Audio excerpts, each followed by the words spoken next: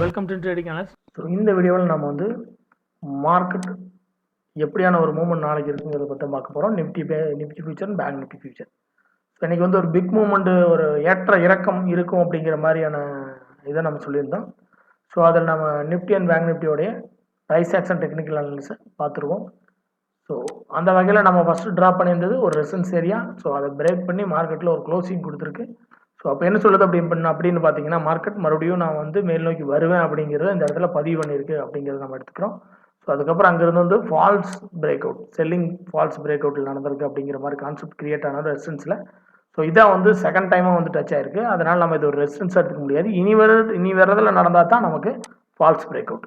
So ஒரே டச்சில் வந்து நமக்கு இந்த ரெசிஸ்டன்ஸ் வந்து பிரேக் ஆகி வந்தால் அது ஃபால்ஸ் பிரேக் அவுட் கிடையாது. அப்படி இப்போ அது ஃபால்ஸ் பிரேக் அவுட்டாக கிரியேட் ஆகணும் அப்படின்னா நம்ம நேற்றைய வீடியோவில் நம்ம சொல்லியிருந்தோம் 21,700க்கு கீழே 1 ஹவரில் வந்து ஒரு நல்ல ஒரு செல்லிங் க்ளோசிங் கொடுத்து அதுக்கப்புறம் அது வந்து லோ பிரேக் ஆச்சு அப்படின்னால், ஸோ அடுத்தது அது வந்து 21,500 சப்போர்ட். ஸோ அதுக்கும் இல்லை அப்படின்னா அது 21,300 டு 350 தான் அடுத்த லெவல், அது இருக்கிற அடுத்த லெவல் ஏரியா. ஸோ இங்கிருந்து ஒரு ரிவர்சல் பையாக இருக்கும், பாசிபிலிட்டி அதிகமாக இருக்குது அப்படிங்கிறத நாம் நேற்று வீடியோலையும் பார்த்துருந்தோம். ஸோ இன்றைக்கி வாங்க பார்ப்போம். அப்போ இது இன்றைக்கி நடக்கலை, மார்னிங்கில் இதுக்கு 1 ஹவரில் கீழே க்ளோசிங் கொடுக்கல, அது லோ பிரேக் ஆகி இந்த ரேஞ்சும் வரல, இந்த ரேஞ்சும் வரல. மார்க்கெட்டில் இங்கிருந்து சப்போர்ட் எடுத்தால் மார்க்கெட் வந்து இந்த கையும் உடைப்பதற்கான வாய்ப்புகள் அதிகம் அப்படிங்கிறத நாம் நேற்று வீடியோவில் பார்த்துருந்தோம். ஸோ இதை இப்போது சப்போர்ட் எடுத்துருச்சு. ஸோ இந்த ஏரியா தான் பார்த்தீங்கன்னா கன்சிஸ்டண்ட்டாக வந்து இங்கேருந்து மார்க்கெட் வந்து பார்த்திங்கன்னா ஒரு ஜம்ப் கொடுத்துருந்தது. ஸோ இந்த ஏரியா, ஸோ மறுபடியும் மார்க்கெட் இந்த ஏரியா. ஸோ ஓவராலாக எடுத்துட்டோம் அப்படின்னா நமக்கு இந்த ஏரியாவே ஒரு நல்ல ஒரு ரிவர்சல் கொடுக்கக்கூடிய ஏரியா தான். ஸோ ஃபர்தராக வந்து இதுக்கு பிஃபோராக வந்து பார்த்தீங்க அப்படின்னா இந்த மார்க்கெட் இங்கிருந்து தான் ஒரு ஜம்ப் மூவ்மெண்ட்டில் இந்த கையை பிரேக் பண்ணிச்சு. ஸோ அப்போ இந்த மூவ்மெண்ட்டுக்கான லோவை பிரேக் பண்ணல, இந்த இடத்துல மறுபடியும் சப்போர்ட் எடுத்திருக்கு. அப்போது இதை நான் பிரேக் பண்ண போகிறேன் அப்படின்னு அது ஐடென்டிஃபை பண்ணுது. ஸோ அப்படி பிரேக் பண்ண போகுது அப்படின்னு நமக்கு தெரியும்னா இந்த இடத்துல ஏற்கனவே ஒரு ரெசிஸ்டன்ஸ் வந்து ஸ்மால் ரெசிஸ்டன்ஸ் வந்து ஃபார்ம் ஆகிருக்குது.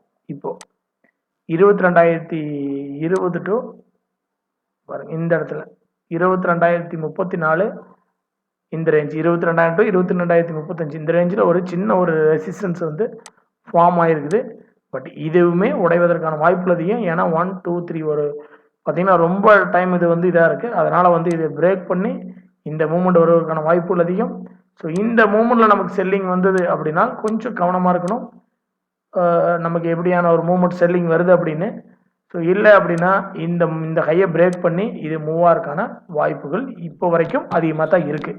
இப்போ வரைக்கும் ஒருவேளை மார்க்கெட்டில் வந்து நாளைக்கு இந்த மூமெண்ட்டில் வந்து இதுக்கு மேலே 22,034க்கு மேலே ஒரு 1 ஹவரில் ஒரு க்ளோசிங் பார் கொடுக்காம இது வந்து செல்லிங் மூவ்மெண்ட் கொடுத்தது, மறுபடியும் கொடுத்து லோ பிரேக் ஆகி ஒரு மூவ்மெண்ட் நடக்குது, அது இங்கே வந்து மறுபடியும் இதையும் பிரேக் பண்ணுது அப்படிங்கிற பட்சத்தில் தான் இது வந்து பார்த்தீங்க அப்படின்னா நமக்கு ஒரு லோயர் லோ ஃபார்மேஷன் கிரியேட் ஆயிடுச்சு.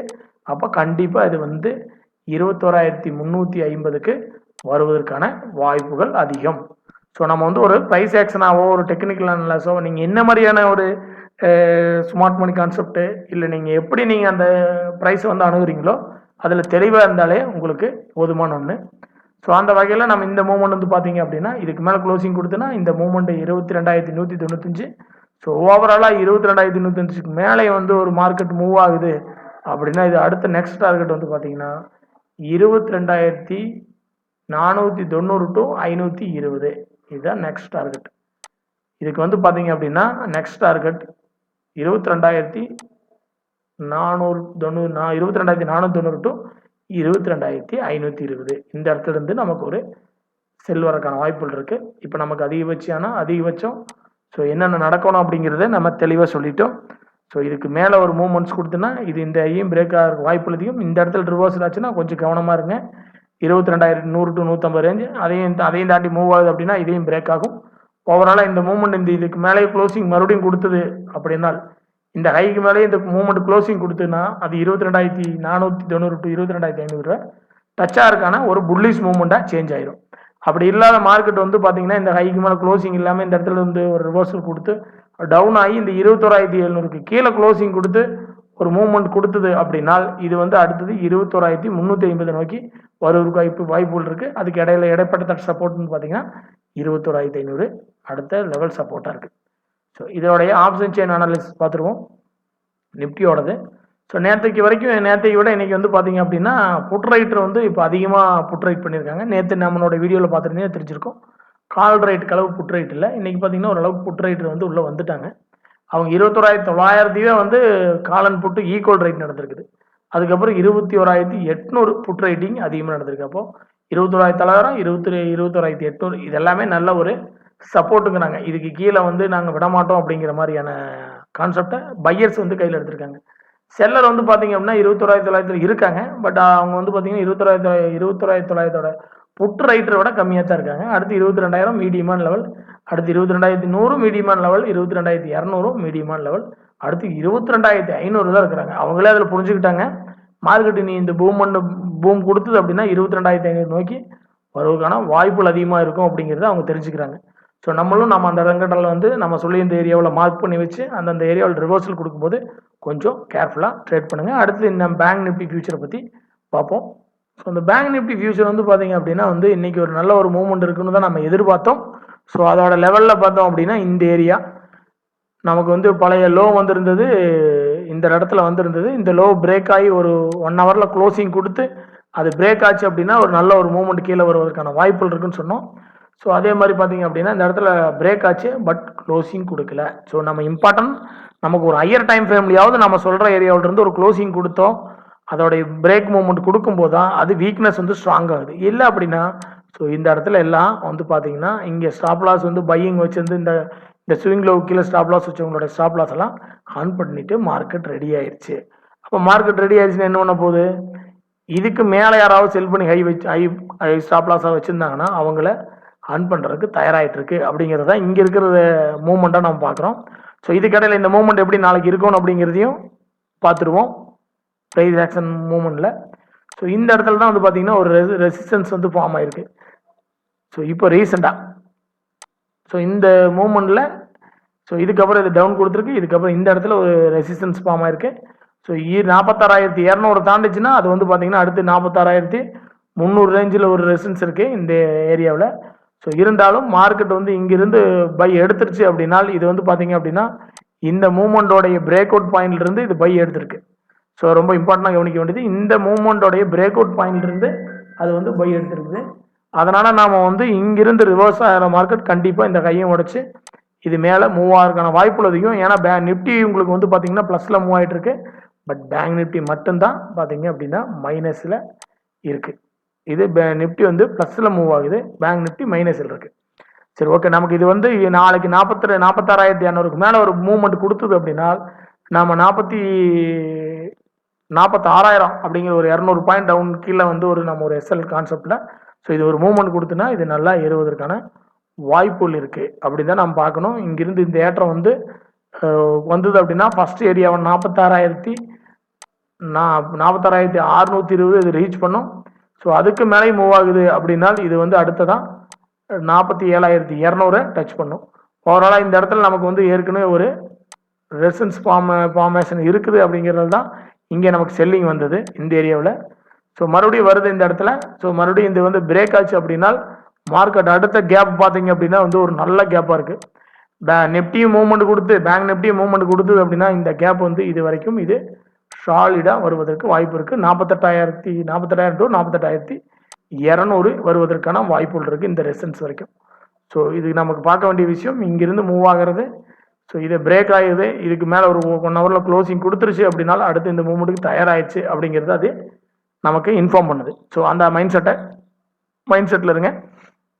ஒருவேளை இது நாளைக்கு செல்லுதான் வருது அப்படின்னு நம்ம கிரியேட் பண்ணுறோம் அப்படின்னா ஸோ இது பைக்கானது பார்த்தோம். செல்லுக்கானது வந்து பார்த்தீங்க அப்படின்னா 45,500.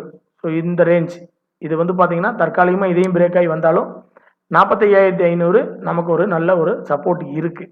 ஸோ ஏற்கனவே அது வந்து சப்போர்ட் எடுத்திருக்கு. ஒரு வேளை இங்கே ரிவர்ஸ் ஆகாமல் இந்த இடத்துல 1 ஹவரில் ஒரு க்ளோசிங் கொடுத்துருது அப்படின்னா இது வந்து கண்டினியூவாக 44,800 to 44,400 இந்த ரேஞ்ச் வரைக்கும் இது ஃபர்தராக டவுன் ஆகிறதுக்கு வாய்ப்புகள் இருக்குது. ஸோ அதனால் நம்ம தெரிஞ்சுக்க வேண்டிய விஷயம் என்னென்னா இதுக்கு கீழே க்ளோசிங் கொடுத்து மூவ்மெண்ட் ஆன செல்.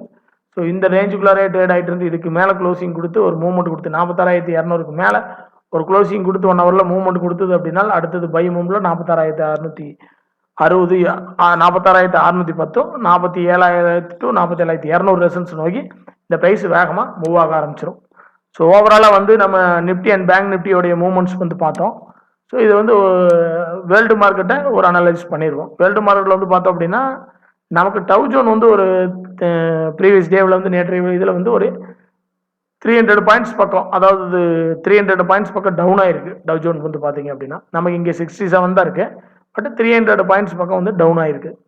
அதே நேரத்தில் ஏசியன் மார்க்கெட் வந்து பார்த்தீங்கன்னா நியூட்ரல் மூவ்மெண்ட் தான் இருக்குது. ஒரு பெரிய அளவில் மைனஸ் இல்லை. இப்போ ரன்னிங்கில் இருக்கிறது கூட ஒரு ப்ளஸ்ஸில் இருக்குது, பெரிய மைனஸ் இல்லை, பெரிய ப்ளஸ்ன்னு சொல்கிற மாதிரி இல்லை, ஒரு நியூட்ரல் மூவ்மெண்ட்டு.